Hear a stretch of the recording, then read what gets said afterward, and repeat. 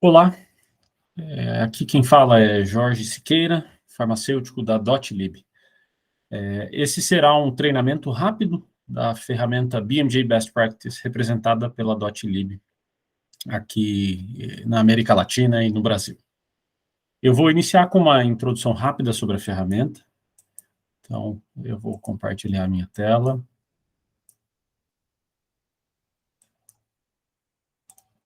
Bom, o BMJ Best Practice é uma ferramenta que é considerado um sistema de suporte à decisão clínica sobre doenças ou sistema de apoio à decisão clínica. A gente também, eventualmente, chama ela de base de dados ou base de conhecimento. Mas esse nome de sistema de suporte à decisão clínica acaba sendo mais autoexplicativo do que a base se propõe a fazer.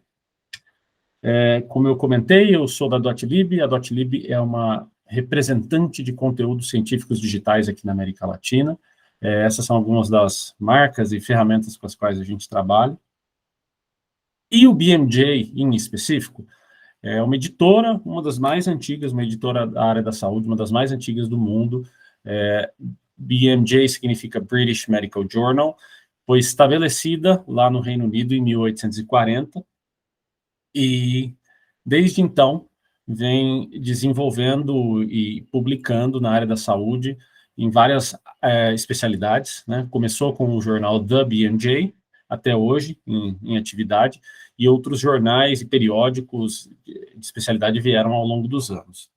Porém, nos últimos tempos, a equipe do BMJ, a empresa BMJ, se debruçou sobre a necessidade dos profissionais de saúde que estão dentro de hospitais e do atendimento clínico da ponta. E, de fato, é um trabalho desses profissionais que é um trabalho corrido, é rápido, e eles necessitam de informações na ponta, informações boas, de qualidade, relevantes para a tomada de decisão. Em alguns trabalhos, inclusive, avaliando as perguntas clínicas levantadas pelos profissionais de saúde no ponto do cuidado, numa revisão sistemática aí de 2014, eles observaram que uma das principais barreiras tinha a ver com justamente falta de tempo, né? E as evidências científicas, de modo geral, elas são complexas, muitas vezes elas são extensas.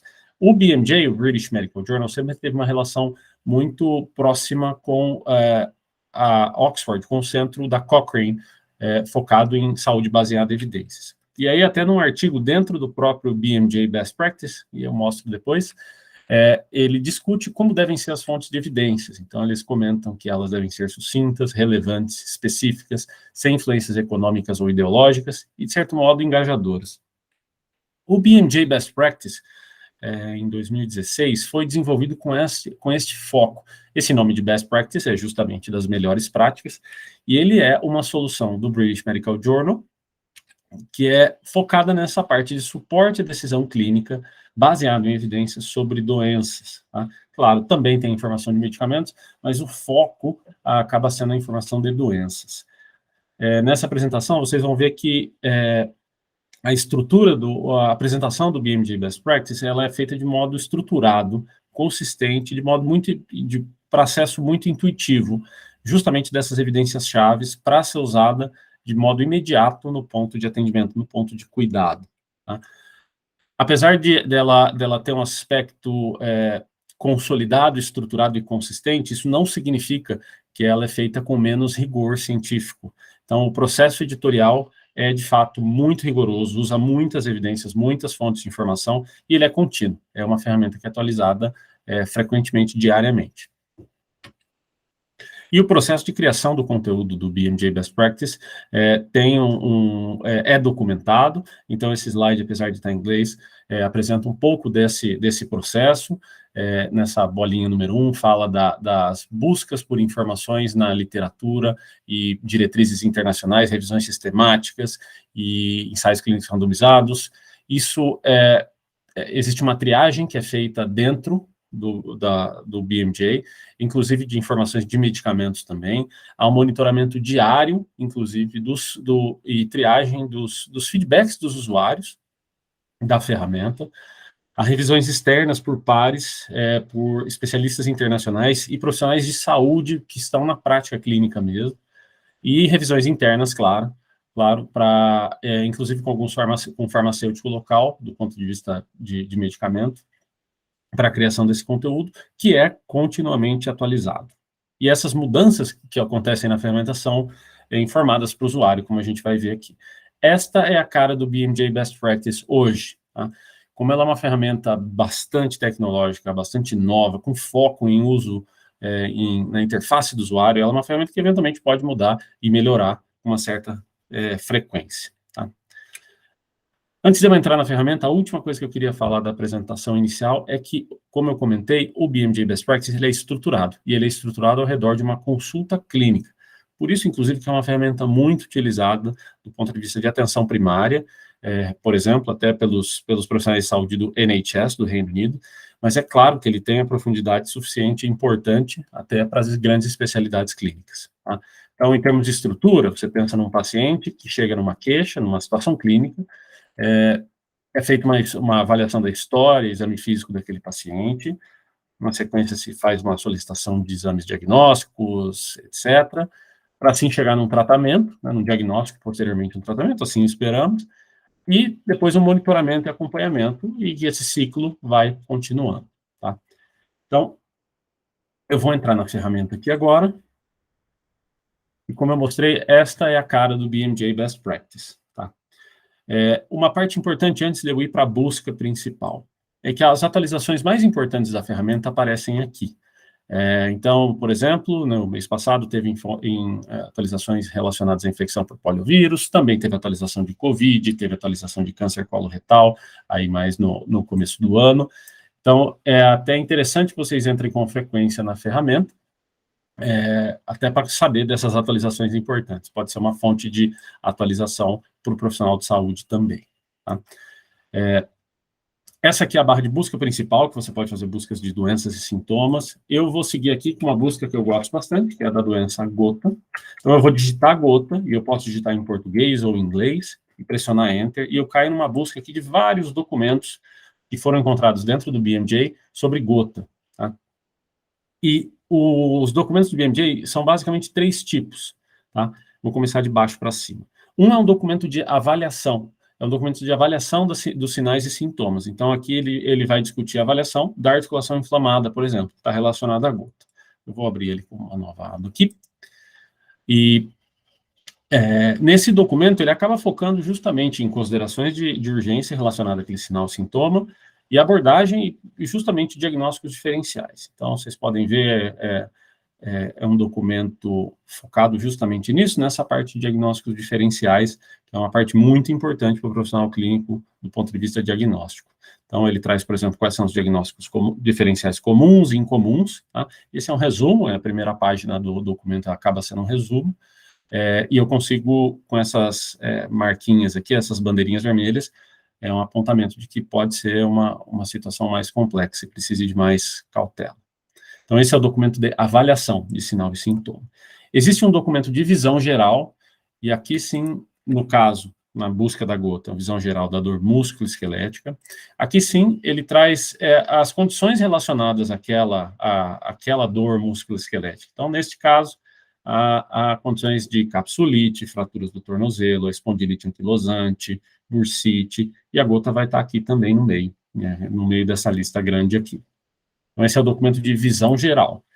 E o documento da doença em si tem o nome da doença, que é o caso da gota aqui. Então, eu vou abrir ele numa nova aba e seguir daqui em diante. O documento de doença, propriamente dito, ele é um pouco mais amplo. Como eu comentei anteriormente, o foco o documento é criado com base num atendimento clínico. Então, vocês observem que da esquerda para a direita, você tem as informações de teoria daquela doença, posteriormente o diagnóstico, posteriormente o tratamento e o acompanhamento e recursos adicionais. Então, da esquerda para a direita é mais ou menos essa a estrutura que o BMJ Best Practice organiza esses documentos. Uma coisa interessante, que até é uma melhoria recente, e única, é que essa ferramenta permite que você coloque diretrizes locais. Então, se você tem algum protocolo próprio ou quer linkar algum site específico relacionado àquela doença que seja importante dentro da sua instituição, você pode colocar aqui. A título de exemplo, eu coloquei aqui um documento que praticamente de educação ao paciente da Sociedade Brasileira de Reumatologia sobre a gota. Então, isso fica disponível para os usuários, profissionais que forem usar o BMJ dentro da sua instituição. E, claro, você pode anexar um PDF também, até um protocolo próprio local. Tá? Bom, passando agora para alguns tópicos aqui, ou sessões que são as mais interessantes. O BMJ Best Practice traz uma sessão de caso clínico, que é uma situação clínica, né?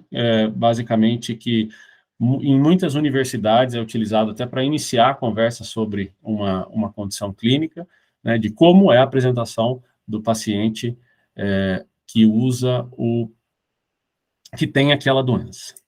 Ok? Então, existem uma descrição aqui de caso clínico 1, 2 e algumas outras apresentações que podem ser usadas justamente para essa introdução à doença. Além disso, tem uma seção importante de etiologia, né? Como a doença começa, quais os motivos dela existir, de certo modo. Então, também tem bastante informação, gráficos, imagens, e as referências bibliográficas acabam aparecendo aqui em linha, no meio. Então, se eu clicar aqui, eu tenho uma referência bibliográfica de onde essa informação foi tirada, consigo acessar o resumo indo lá para o PubMed, nessa referência. Então, essa é a seção de etiologia. A seção de diagnóstico, as seções que eu queria reforçar, justamente são as de história e exame físico, e como eu comentei, o BMJ tem um foco em informação bem estruturada, então vocês podem observar que tem os principais fatores diagnósticos daquela doença. Então, quais são os comuns? E aí os fatores estão aqui, eu posso clicar e vou ter algumas informações ou detalhes sobre aquele fator diagnóstico. Quais são os fatores diagnósticos comuns? Quais são, eventualmente, os incomuns aparecem aqui também, ou outros fatores diagnósticos. Então, aqui tem, por exemplo, história familiar de gota incomum, e os fatores de risco, e aqui ele separa entre fatores de risco forte, então, por exemplo, idade avançada é um fator de risco forte para gota, e os fracos. Então, por exemplo, obesidade aumenta o risco, mas é considerado fraco. Então, eu tenho essas informações todas estruturadas aqui. Ainda dentro do diagnóstico, a parte de investigações é muito importante, justamente são os exames a serem solicitados, ou primeiras investigações a serem solicitadas para o diagnóstico da doença. Então, no caso da gota, a primeira é a artrocentese com análise do líquido sinovial, e a estrutura com a qual o BMJ Best Practice se apresenta é mais ou menos esta. Então, eu tenho informação do exame aqui, uma descrição do exame e o resultado esperado aqui do lado. Também tem uma parte aqui sobre as investigações a serem consideradas, então, por exemplo, avaliar o nível de ácido úrico sérico, então tem aqui novamente informação do exame e o resultado esperado aqui do lado. Tá? Pulando agora para a parte de tratamento, tá? Então, essa seção de abordagem do tratamento é praticamente uma descrição narrativa do tratamento daquela doença. Se vocês acessarem, vocês vão ver que é um texto mais extenso. Eventualmente, informações de vídeos e tabelas aqui. Então, existe uma seção de vídeos aqui dentro do BMJ Best Practice também. Eu não vou clicar aqui, mas são vídeos, por exemplo, nesse caso da gota, que mostram como fazer aspiração e injeção no joelho e no ombro. Ao longo desse texto, eventualmente, vocês encontram esse link ou esse ícone aqui. O BMJ Best Practice tem acesso a Cochrane Clinical Answers da Cochrane Library, da biblioteca da Cochrane. Se você clica nele, vou clicar aqui, ele traz a pergunta da Cochrane Library, que já foi respondida, usando a metodologia da Cochrane para isso, das revisões sistemáticas. Então, quando eu clico, eu vou ser direcionado para fora do BMJ Best Practice, mas justamente nas chamadas Cochrane Clinical Answers. E aqui, se você tem o BMJ Best Practices, você tem acesso a essas Cochrane Clinical Answers, CCA, que tem a pergunta, a resposta clínica, as informações relacionadas a isso, e as comparações. Então, aqui também tem muita informação interessante do ponto de vista de evidência para o profissional de saúde basear suas decisões e também fazer suas pesquisas e seus estudos. Tá? Dentro da seção de tratamento ainda, o algoritmo de tratamento é um dos mais interessantes aqui do BMJ Best Practice, justamente porque ele quebra o tratamento de modo estruturado. Então, permite uma visualização muito interessante e fácil. Aqui, por exemplo, no caso da gota, ele classifica como gota aguda, gota contínua. Outras doenças têm outras classificações adicionais, então você pode ver isso até de uma maneira muito mais complexa em alguns casos, mas basicamente dentro de cada uma dessas seções ou dessas classificações, tem o que é a primeira linha, o que é a segunda linha, o que é medicamento associado, etc. Então, só a título de exemplo aqui, a gota aguda tem como primeira linha os anti-inflamatórios não esteroidais, tem os corticoides e a própria colchicina. E aí, com alguma descrição, com a dose, normalmente a dose da diretriz clínica, e algumas informações a mais, e novamente aqui, por exemplo, a Cochrane Library com aquela pergunta anterior. Dependendo da base de dados de medicamento que a instituição tem acesso, você consegue linkar também, por exemplo, daqui para outras bases. A Doclib, por exemplo, representa o Micromedex. Então, uma instituição que tem essas duas bases, o BMJ e o Micromedex, pode ir direto para o Micromedex aqui, a partir do BMJ Best Practice, e aí tem mais informações sobre o medicamento em si, doses, ajustes de dose, reações adversas, monitoramento, uso na gravidez, etc. Então, são bases, as bases se complementam. Tá? Então, essa é a seção de tratamento. Ainda existem dentro da seção de tratamento informações de novidades no tratamento, prevenção, mas eu já vou pular para a parte de acompanhamento para mostrar justamente a parte de complicações. Então, pensando na gota, quais são as complicações esperadas, e aqui também de modo estruturado, BMJ Best Practice traz qual é a complicação, qual o período de ocorrência, a probabilidade dela acontecer, e uma descrição relacionada a isso. Na parte de recursos, existe uma seção que traz as diretrizes clínicas do tratamento da gota no mundo todo. Existe uma parte de imagens e vídeos relacionadas àquela doença. E existe uma parte de evidência, que é uma parte nova, que são tabelas de evidência, em que, assim, muito similar com o que já se faz um pouco nas respostas clínicas da Cochrane. As tabelas de evidência partem de uma pergunta, normalmente uma pergunta no estilo PICO, então aqui você consegue ver a população, intervenção, comparação, e os desfechos aqui embaixo, com uma classificação de eficácia feita pelo próprio BMJ e uma confiança na evidência que usa a estrutura do GRADE. Então, essa aqui é uma pergunta que tem a ver com terapia de redução de urato durante uma exacerbação de gota ou depois, qual é a vantagem, qual a eficácia e como está a evidência com relação a isso. Então, é uma boa tabela de referência para saúde baseada em evidências relacionadas a isso também. Uma boa fonte. Aqui, na parte de recursos, a última coisa que eu queria mostrar são os folhetos informativos para o paciente. Tá? Aqui são documentos para o paciente mesmo, eu vou abrir uma nova aba. Eles ainda não foram totalmente traduzidos para o português, mas isso está em andamento. Você pode imprimir esses documentos aqui, ou baixar o PDF, ou simplesmente utilizar parte deles como vocês quiserem, copiando, colando, mas são documentos muito interessantes justamente para educar os pacientes com relação àquela doença.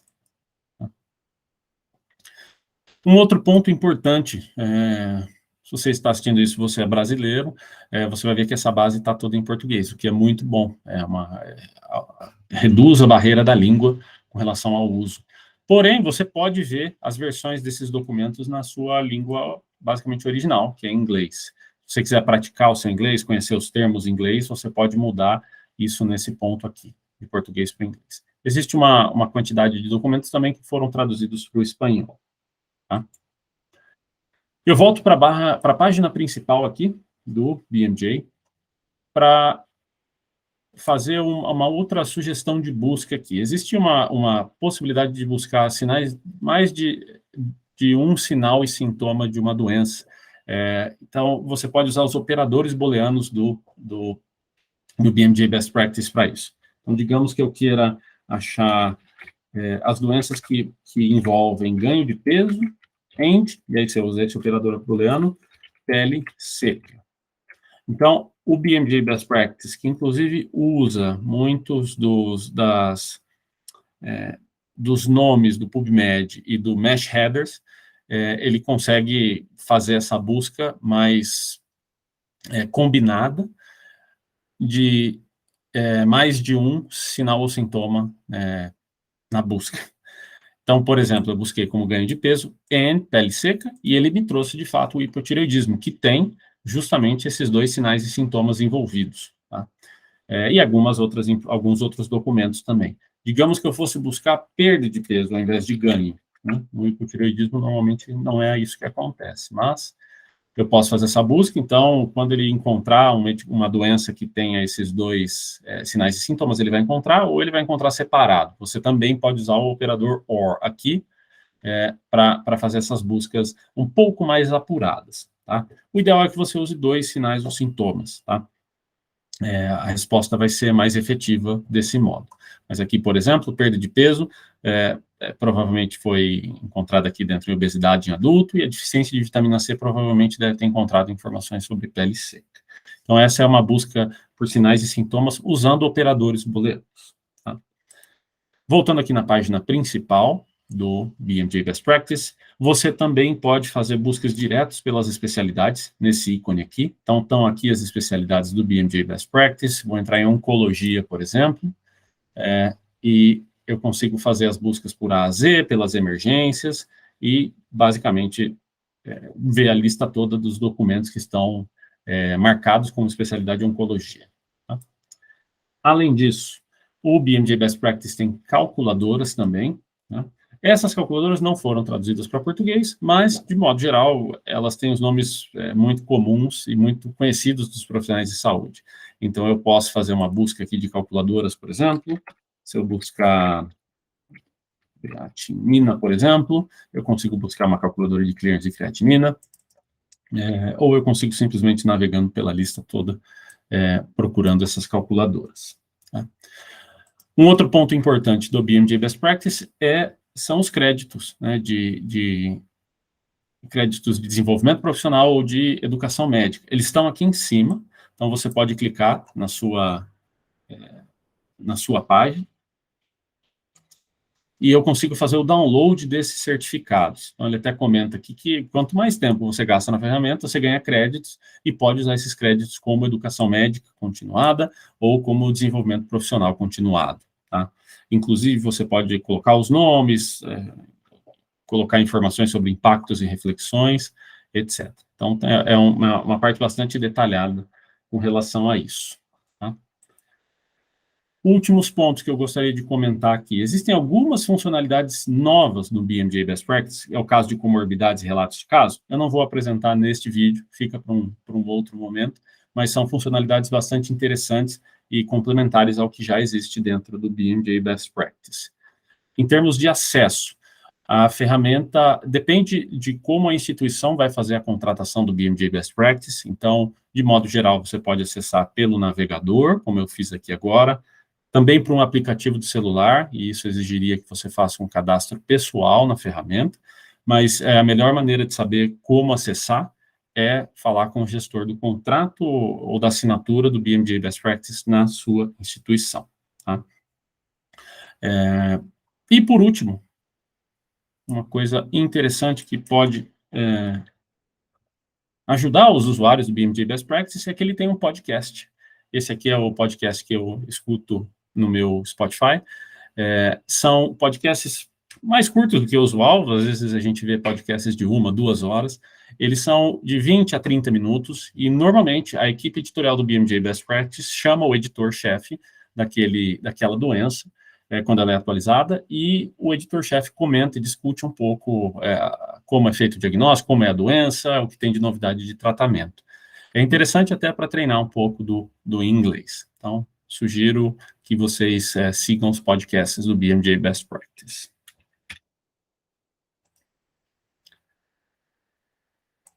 É isso. Muito obrigado.